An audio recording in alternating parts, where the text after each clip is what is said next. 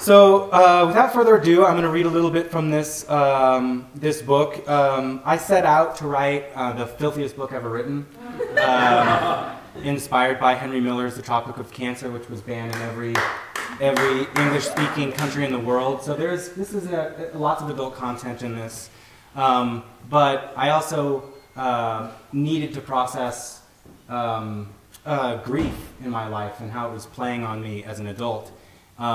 And so, last anecdote, I traveled to Michigan with Suzanne Supernaut, who has just been invaluable to help me finish this, and a dear friend, and, you know, the love of my life in many ways. But we went to Michigan. My father did, in fact, die when I was 10 years old. He died on the road, under dubious circumstances, and his death was documented as a suicide later on. I found that out and had to process that, and, you know, who knows, he died on the road in a hit and run, but Suzanne and I went there, and I had this inscription on the front of the book, says I-94 M146 Fort Huron TWP, Michigan. And I thought it was Interstate 94, mile marker 164, whatever, Fort Huron Turnpike, Michigan. And that's not what it means. M146 is the bridge under which he died, and TWP is township, not turnpike. And when I was leaving from that trip after a beautiful journey, I was like, oh man, what am I going to do with this? I mean, I've been riding the Turnpike for almost a decade at that point, and it's not even a turnpike, it's a township, but it really articulated for me that I have created a fictional construct and drawn heavily upon my own life and experiences, and it is truly a pseudo-memoir, and it is a lie. It is a mistake, it is a fiction, and it is the cold, hard truth. So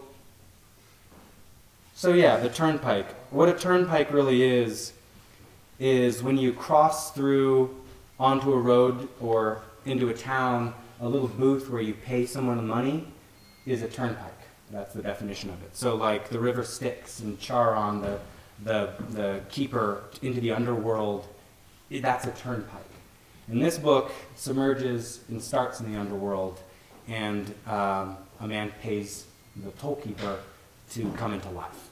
So here we go. I have bookmarks here, if I can find them again. Let's jump. This takes place, it's a little vignette from Brooklyn.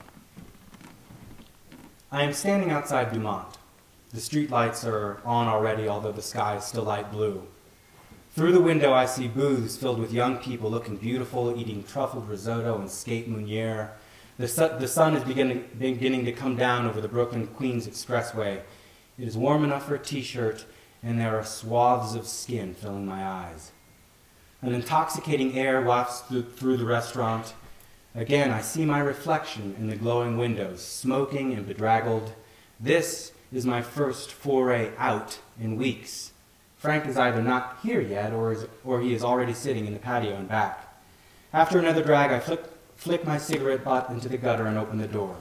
I am met by a drunkenly animating, smiling group of hipsters making their way out of the restaurant, so I step aside and wait.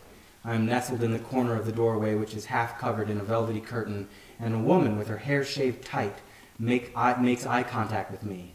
Her eyes are watery, and it doesn't seem she's with the rest of the crowd.